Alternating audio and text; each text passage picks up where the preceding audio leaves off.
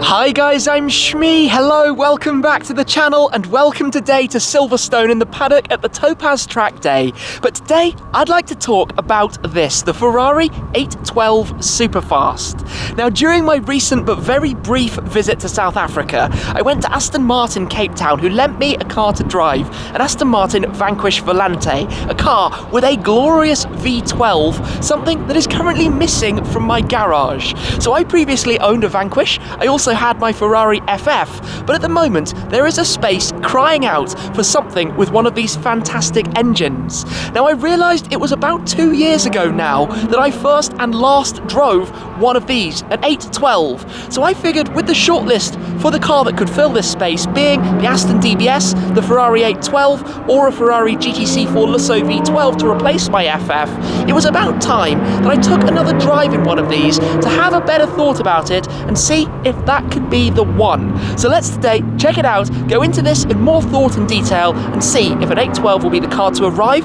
or what else it could be. So let's get started then and check it out. It's just become the quietest that it's been all day. It's lunch break here at Silverstone. The cars have been blasting around the international circuit as part of this track day organised by Topaz for their clients. So naturally, with a few of my cars having Topaz PPF, I've come down to join in the fun. But you kind of get the point. Porsches, McLarens, BAC monos, everything blasting around. But for this video, we're going to focus on this. Ferrari's Super GT, Super Grand Tourer in the form of the 812 Superfast. And literally, as I said, the last and only time that I ever previously drove one of these was at Ferrari's media launch held in Maranello, their hometown near to Bologna in Italy, where we got an opportunity to stretch the 800 horsepower beast out on Fiorano, their test track where all the different cars go through their paces. Today, we're going to go for a leisurely drive out on the road, but the main thing I want to talk about is the engine. Now, this particular car, as you can see, is finished in quite a stealthy appearance. The black paint, the black wheels, we have the yellow contrast for the brake calipers, and of course the Ferrari Scuderia shields worn on the fenders. But let's get the bonnet opened up and get straight to that. So in here, in a Ferrari, it's right in the centre.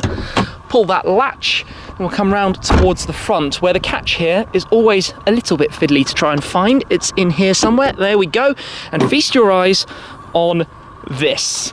The last of an era, a Ferrari naturally aspirated V12. Well, I hope it's not the last of an era, but certainly right now, with power plants like this gracing cars, it is a particularly special time. A 6.5 litre naturally aspirated V12 making 800 horsepower. 800 horsepower V12, hence the name 812. Superfast, well, I think it's basically because it is superfast, but it's actually a historical name from Ferrari's previous models back in time. 800 horsepower, 718 Newton meters of torque, a 7-speed dual clutch gearbox managing that, taking the car on to a top speed of 340 kilometers per hour, 211 miles per hour. Do 0 to 62 miles an hour, that's 100 kilometers an hour in just 2.9 seconds.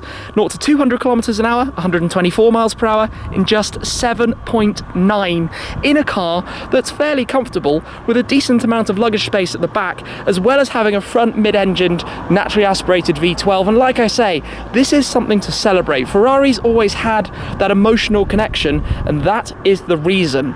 The industry in general is heading towards hybridization, turbochargers, additional ways to make engines more economical as we head towards, well, electrification, autonomous driving, but this is something to celebrate, and they might not be around forever, which is why I lust to add one of these back into the garage after my previous experiences with the FF and with the Vanquish Volante. But at the moment, having a garage that's pretty biased towards V8 engine cars, of course, in many cases with turbos. So let me just close this back down, hopefully give it a firm enough shut. It's a work of art in there. But the other thing, of course, is the noise as you start it up. So just quickly to show you, the newer Ferrari keys are this keyless system, a few buttons on the back, basically a traditionally red Rosso Corsa key with the start button on the steering wheel.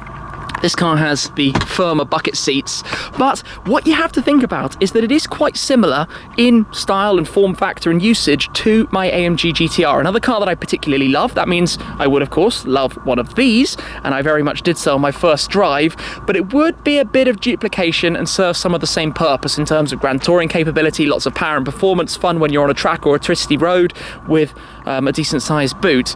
But take a listen. to this then, as we come in here and click this button. I'm just going to spin the camera around so you can hear this. That deep grumble of the Ferrari V12. Yeah, it's such an incredible sound. That pretty much sells a car, doesn't it? So, like I say, it's been a while since I drove one of these. We've got the two digital displays, the two screens, central rev counter going all the way up to, well, almost 9,000 RPM or so.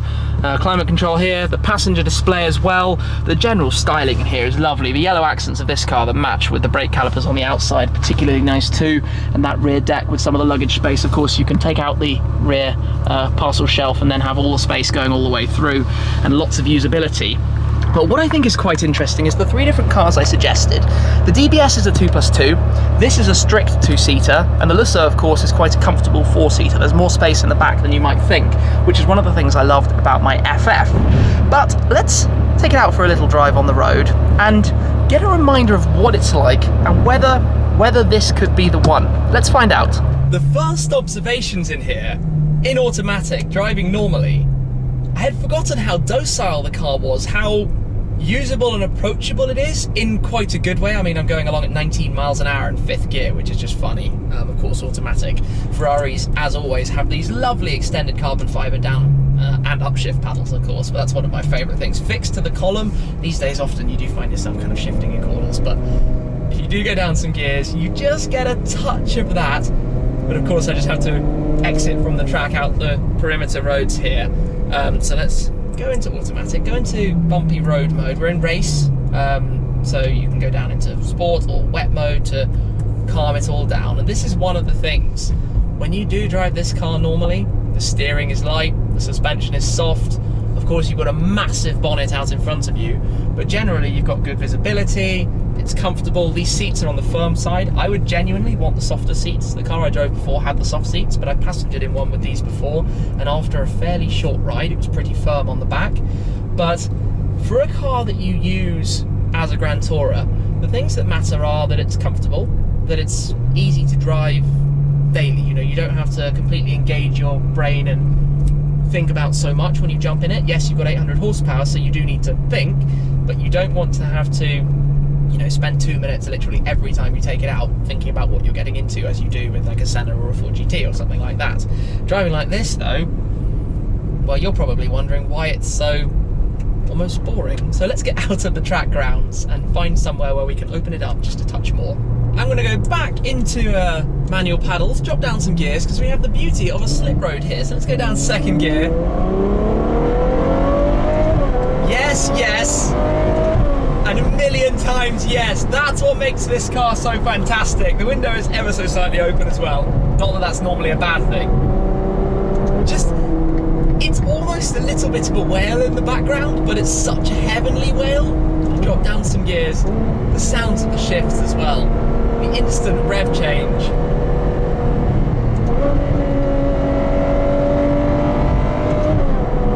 It's pure heaven, honestly. And this is what I remember, obviously, from my FF days, constantly.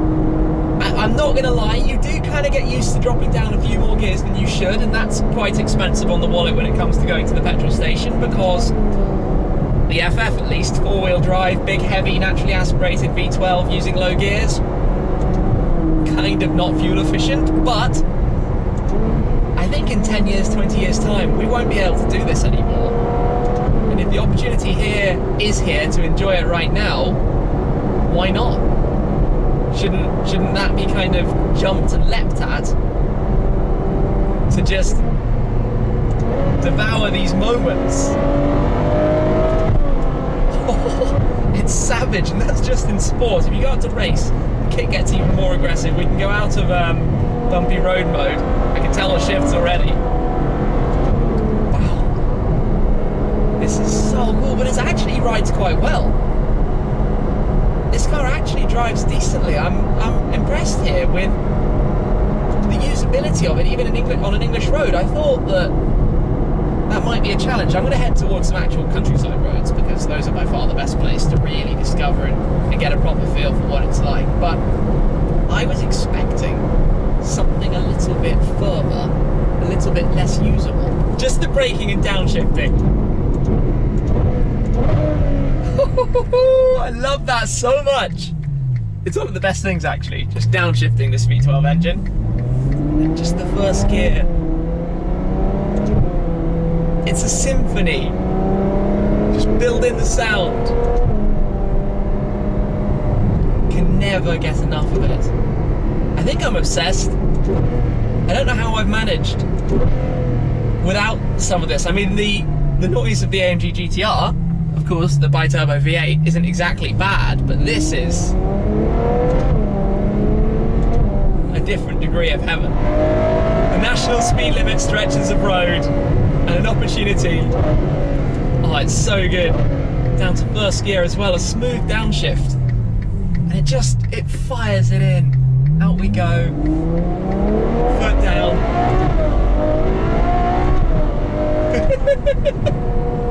It's just silly. Silly in the best possible way ever. Yeah, I've missed this. And there's something about the way a Ferrari does it. It's very different to the Aston Martin style of engine. The Aston engines have this burble and grumble to them, but they're not necessarily the quickest in terms of response, whereas the Ferrari just instantly shifts the revs and it screams and builds up the revs so fast as well. You do have to think also, this is quite a big car, but it does, like Ferraris do, shrink around you when you drive a little harder. You have rear wheel steering, things like that. Very, very twitchy steering in terms of the feel through the steering wheel. And then of course, similarly in the pedals, even though it's a Grand Tourer, the brake pedal and the throttle pedal are very, very snappy, very sports car. I mean, this is a supercar with the engine up front, where normally a supercar should have the engine, or mid-engined, right behind you. It's a style of car that I just love. A front-engined or front mid-engined car, that's really my, I think, big thing.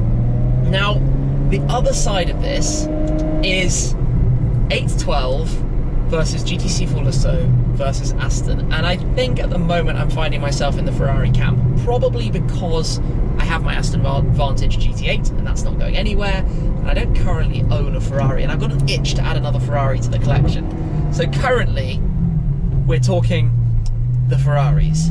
Now the FF had so much of the usability, driving dynamics of the F12, but with the ability to have extra seats, lots of luggage.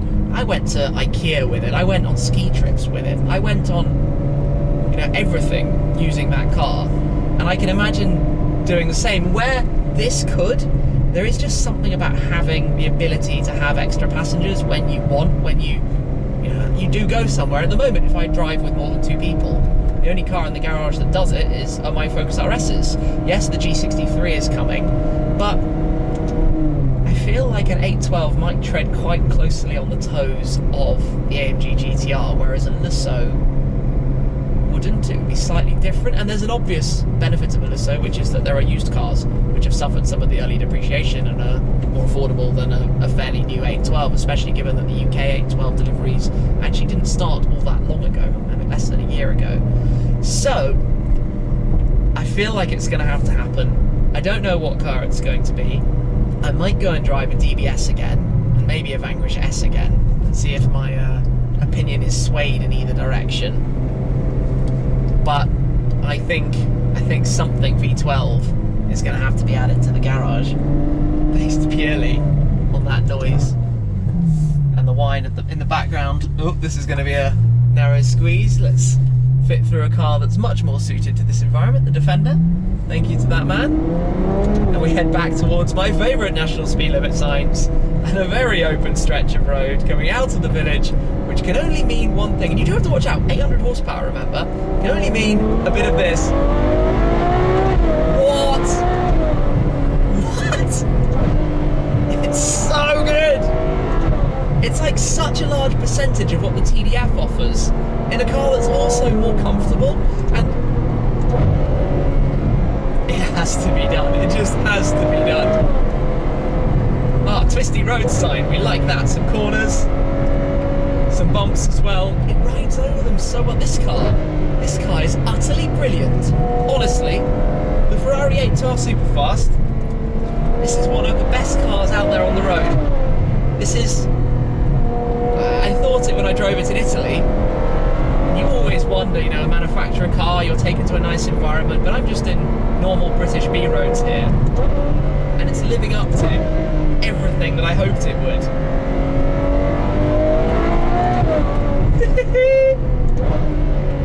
What a drive, what a car, what a thing. What a road as well, to be enjoying this. The crests, the ups and downs, the peaks and troughs, the lefts and rights. I love the downshifts. If you didn't notice, this is dreamland. This is absolutely what I love about driving. It's like somebody's called a symphony orchestra in. Just what? Every shift, you have that thunderous bang, and then the wail.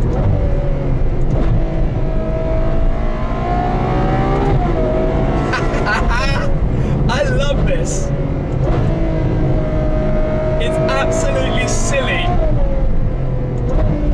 I'm shifting way more than I need to. But when it does it this quickly and easily, with such a noise, these small stretches between villages are amazing. Absolutely amazing. Here we are then, back at the paddock, in front of the wing as it's called, the new part. Oh, there goes a pista right in front of us. But look at this, just look at what's in front of you. The carbon fibre LED driver zone with the shift lights up top, all of the carbon for the centre section that house the Manettino, the start-stop button, the bumpy road button. You do get used to the indicators being on here and the lights and the different controls all being on the steering wheel. And then there are some extra controls on the back that allow you to toggle through the different modes and displays that you have. So the two digital displays, one on each side, and those change depending how you have the car set up as well. So for example, if on the left side, which you can control using this, you go to, well, let's say speedometer, you get an analog speedo with some different displays over there on the right. Then on the right side, you can toggle it using these toggles, go through your tire pressures, temperatures, and all the different displays. And this whole setup just works really pretty well. I like it an awful lot, as do I like this. Arguably not necessarily required, having a touchscreen for the passenger, but you can bring up, you know, VDA, the different driving dynamics, what mode you're set in. So if on the Manettino now, I go into sport mode, it changes over there and the passenger sees it in front of them. Totally unnecessary, but really cool anyway. And then the performance screen with the rev counter, the speedo, you can see even the revs come up there on the passenger side. These details make a Ferrari so nice. Carbon fibre bucket seats, like I said, really, really firm, but they do a nice job. I've actually found it more comfortable driving today than I did riding as a passenger before. You can open the glove box with a button there, small bit of storage that you have in there. Just the trim, the fit and finish is so nice, but that engine and the way it revs is just something to die for. Honestly, it's so fantastic. It's just heaven, it's just absolute heaven. Listen to this. Oh, what a dream, what an absolute dream. Well, let's switch it off for a moment and have a think about this. Ferrari 812 Superfast. I think I could go as far as saying that if you want a one car setup and you don't need rear passengers or lots of luggage, this is probably the best car that money can buy, in my opinion. I love the 812 Superfast. Even on this second outing, it's been everything that I remembered it being the first time I drove. Absolutely everything. And what's really interesting is that the GTC Lusso with the V12, not the V8 with the twin turbo version, is basically 90% of that, with comfortable back seats and even more luggage. And there's something that I've always loved about that shape, which is why I went for the FF. And so I'm going to have a hard decision to make as to what this is going to be, but my drive in this has really impressed me. The things to think about are back seats, the extra £100,000 to buy an 812 over a Lusso, but I think a Lusso, picking up a used one now with some mileage that I could put on the clock and use it and not worry too much about it, that's quite a winning option as a GT2 RS just comes crawling by.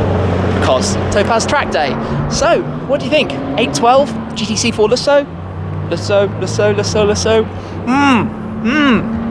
Decisions to be made, but I suspect something might be rolling in soon, because I've enjoyed this. I've enjoyed this an awful lot. So a big thanks goes to Topaz, letting me drive the car today, to Nabil. It's actually his car as well. You've seen him on the channel before, and for hosting such a fantastic track day. For now though, I'm going to wrap this one up and have some musings on the drive back home. So thank you very much for watching. As always, guys, that's it for this time. I'll see you again very soon. Cheers.